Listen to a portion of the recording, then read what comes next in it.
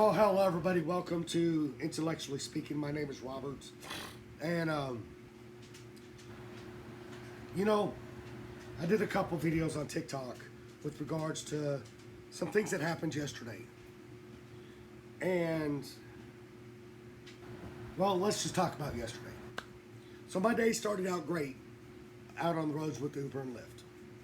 Well, with Uber. Lyft wasn't that good yesterday. But I had a hell of a day on Uber. And so I went to the grocery store and actually bought groceries yesterday. Because I've been sick, I didn't need to buy alcohol. And so I came home yesterday. I was feeling better.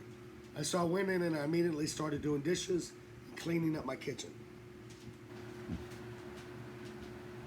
So at one point I come into the living room to check my grade for a class. And I hear a squawk outside. So I look out, and it's the county constable.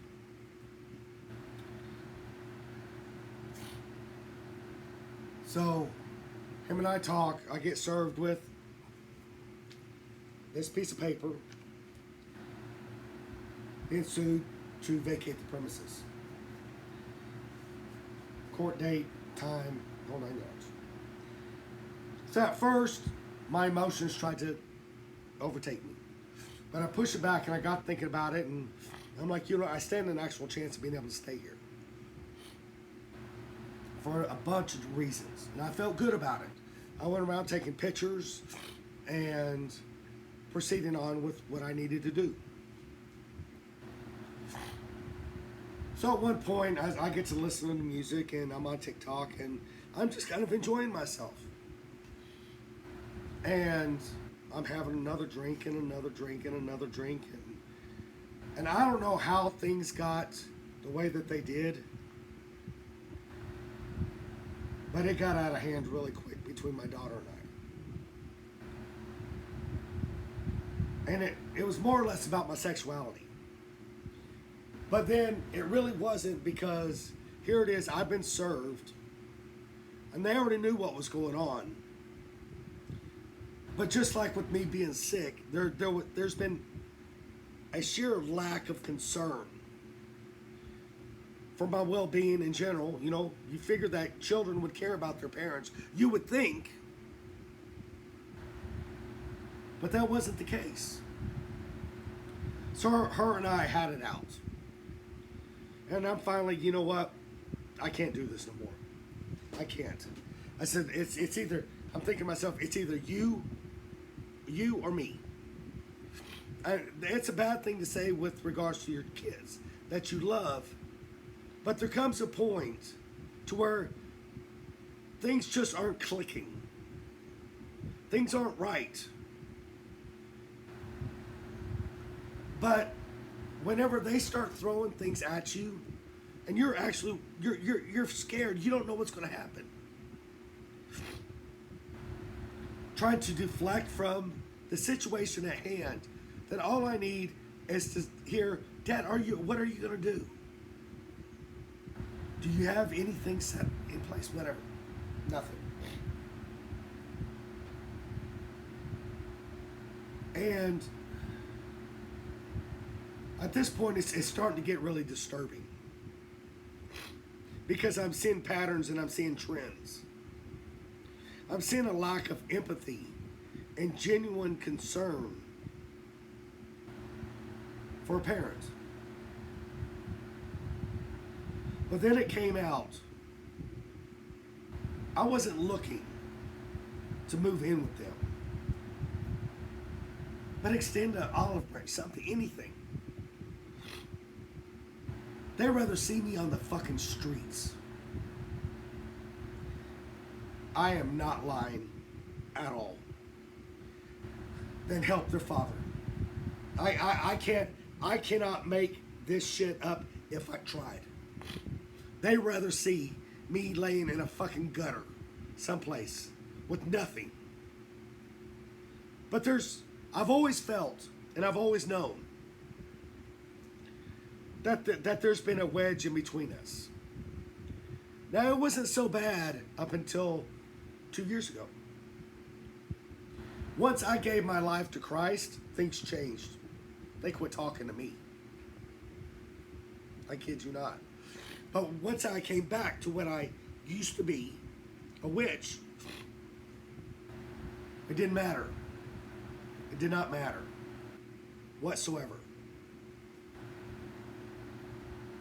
It was all fine and dandy, you know, whenever I made the fucking clothes I made, and I didn't get a thank you, or the blankets that I crocheted, didn't get a thank you.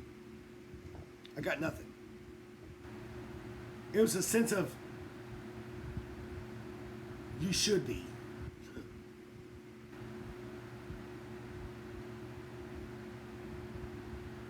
But then she goes, if I was to have you move in with us, the moment you walked through this door and she said an ultimatum, at that point I hung up on her. I'm a 54 fucking year old man. I won't be told what to do.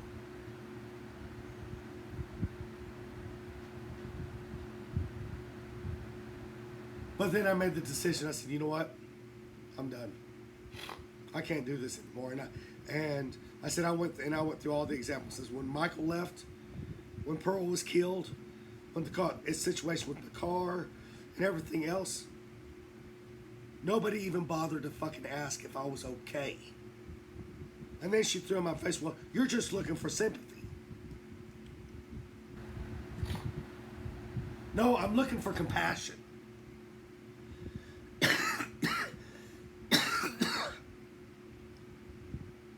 Someone to talk to.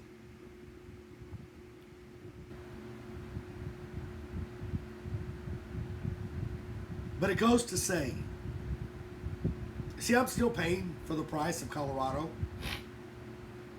Whenever I came out, and they blamed Colorado for their mother and I divorcing. That time they did not know that I was gay.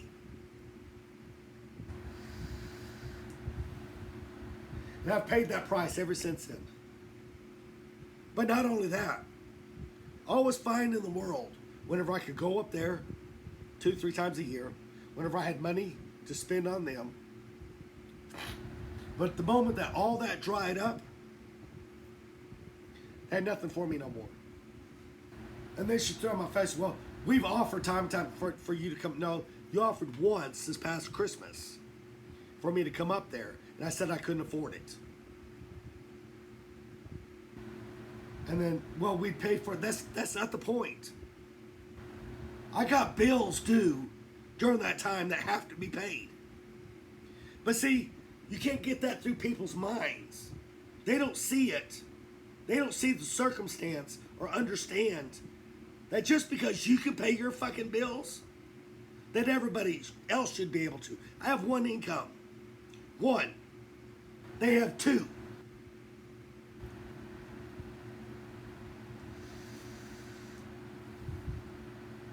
But you can't get them to understand that because they're so shallow and so selfish. They don't give a damn about anything but themselves. And I'm just trying to fucking survive at this point. Because then I was trying to keep my fucking home. Trying to keep that from coming to my house. But you can't get them to understand that. They don't care. As long as their own selfish needs and desires are being met.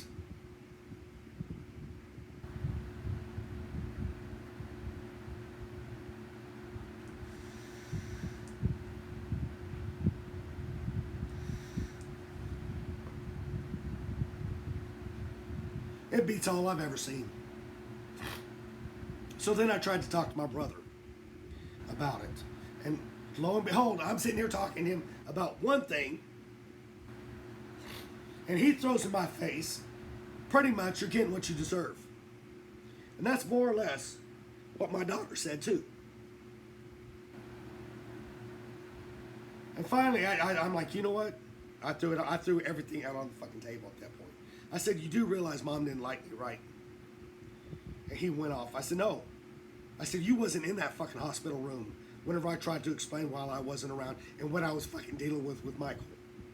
And I said, the fact of the matter is that's why I left the moment you came in the room.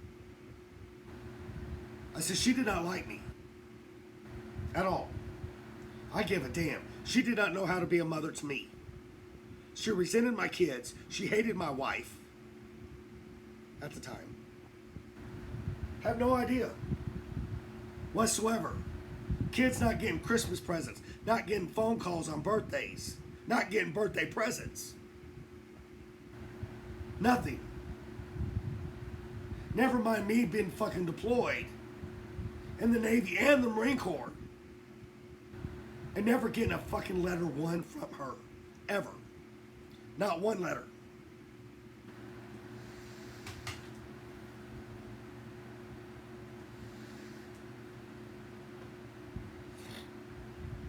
But that donor called a dad, he could manage to write. He was an illiterate fuck too. You literally needed deciphering code to read his. He couldn't spell. He had a 9th grade education. He knew how to ask for money. And then she had the nerve one time to call me up because I wrote him back. I said, don't ask for money. I said, we're barely making it. I'm in the military. I said, don't ask for money. She went off on me about that. I am a sergeant in the Marine Corps with 2 kids. Or 1 kid at that point. Getting ready to deploy.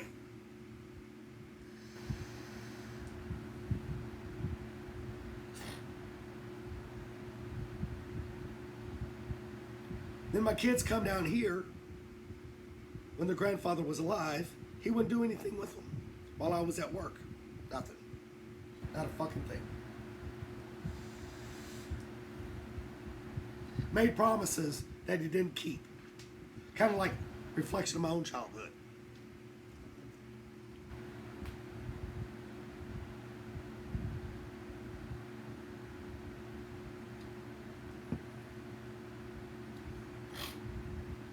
But see, this is a lot of stuff my brother never understood. Everything was fucking handed to him. Everything. I got fucking nothing. I had to join the military to get the fuck out. And to build a life for myself. Those people didn't care whether I lived, died, or indifferent. They did not care. I remember one time I come home for leave in the Navy, and I heard my dad bitching about why does he even bother coming home if he's going to stay gone. At that point, my father was heavy in drug dealing, and all he did was stay locked up in his fucking bedroom. That's why. Nolan was oblivious to what was going on in that house.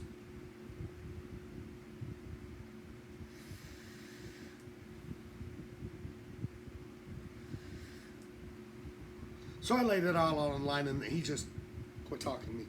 I haven't heard a thing from him since then.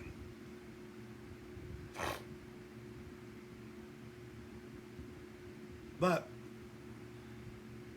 I laid everything out last night. And then today I was doing a lot of reflecting upon last night's conversation of what I can remember, because I did have a lot to drink. But you know what? The worst thing in the world that you can do is gaslight somebody because of their reality. Whether you can relate to it or not, or even understand, is not relevant to their problem.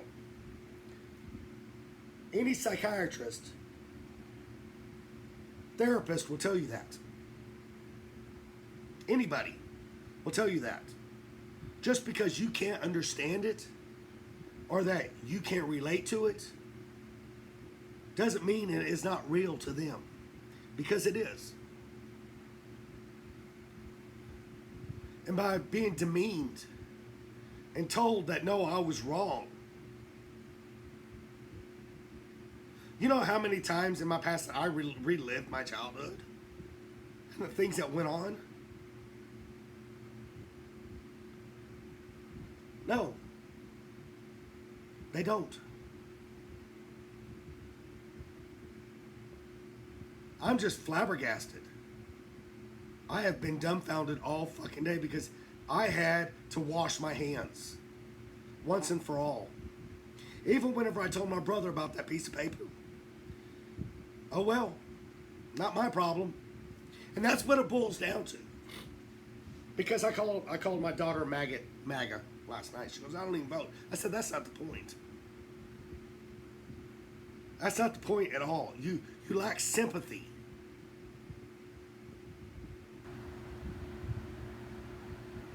Selfish to the fucking core. And they always have been.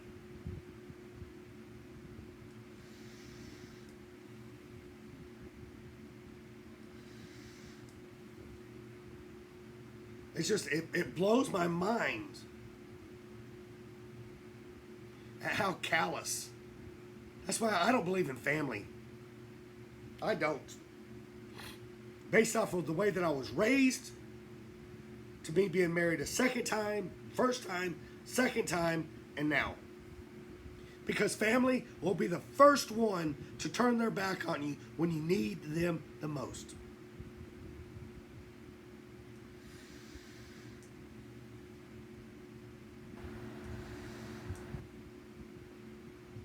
I did a ruins reading today, and I've been doing I was driving, and it came up on me to ask my ruins about my situation, but there was a caveat to that. Odin is the god of he's a pagan god, and whenever you ask the ruins, you're supposed to ask Odin the question, and he gives you the response. So I asked Odin the question. I breathed in to the bag 3 times like you're supposed to, and shaking the ruins up, and I got a very positive response. A very positive response. Something I had completely forgot to do. That you have to ask Odin. You just can't ask the ruins because they can be interfered with, one. And the reason why I hadn't done ruins is because they can literally dictate your day. I kid you not. They can literally dictate your day.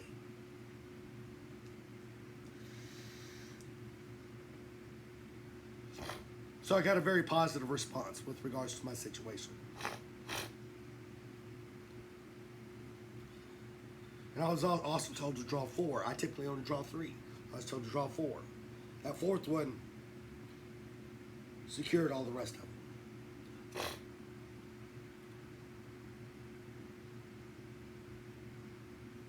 But I've been in a daze all day. All day. Because I was done. I'm not worried about that. What concerned me was how I was treated last night. And like I said on TikTok video, I don't know why this surprises me. Because every person I've had in my life has treated me the exact same way. The difference is, these two were too close to home. They hit the hardest and the worst. And that was by design, and that was by purpose. To strike, to weaken me. Everything that happened yesterday was like dominoes. It was meant to happen the way that it did, for a purpose and for a reason. And then for today, because I didn't get out on the roads until late, I made $30. That was my fucking design.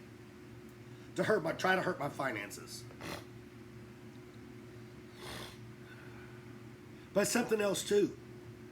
And I need you to hear what I'm about to say.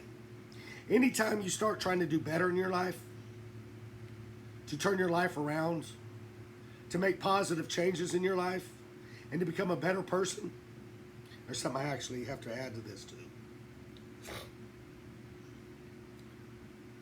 Get ready. Get ready for all hell to fucking break loose. It's going to happen. But one of the things that really caught my attention last night, and it was kind of the theme in both situations, especially with what my daughter said to me. I hung up on her and I said, that's it. See, anytime people say, you need a real job, a real job is not going to do any different than what I'm doing now. Except for I have to go into a building and clock in and have taxes taken out weekly. See, that's all that they see. But there's a deeper, more malicious sentiment there. Just like with what I'm dealing with my landlord. I was fine with the way that I was paying rent until they found out, one, I was a veteran, and two, I was going to school. Then that's when they had a problem with it. But because my landlord actually told me that that's what you need a job too. No, you want me to have a job so I can't go to school. That's what it boils down to. It's not about being able to pay the bills. Because anytime somebody says something like that to you, they're not satisfied because they know that you have something inside of you and that you're going to do far better than they ever could.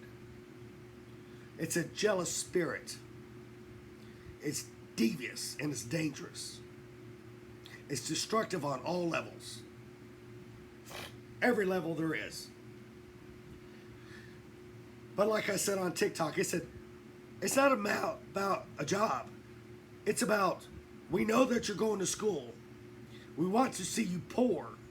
We want to see you struggling.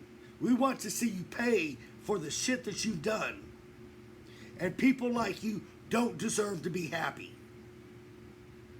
We want to see you fucking miserable because of the things that you've done for payback. And if that isn't a more truer statement, I don't know what is. You have to read in between the lines, but that's what shit like that means.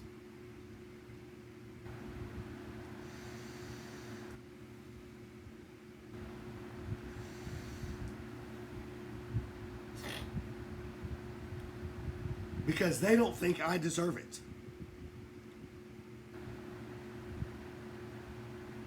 No, they want me to move up there to fucking Illinois and Missouri so that I can be just as fucking miserable up there as I am down here.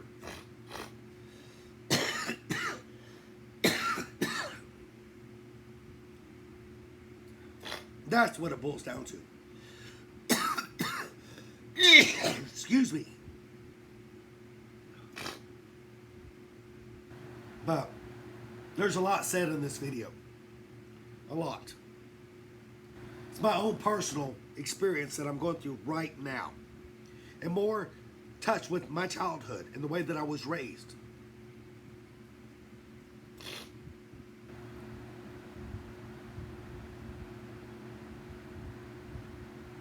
So I hope somebody got something out of this. That's why I brought it to YouTube. Because I had a lot to talk about. Leave a comment. Share it.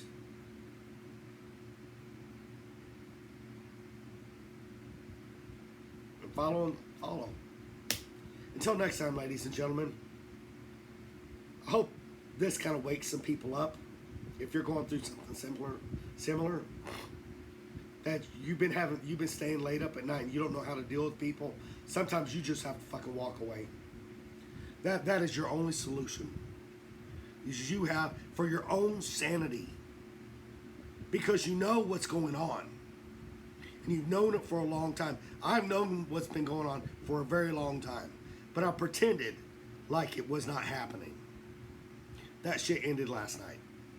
I said, no. I said, I will not be censored on TikTok. I will say whatever the fuck I want to say. And then she made a snide comment. I said, no. I said, I have no one else to talk to. So this is where I take it.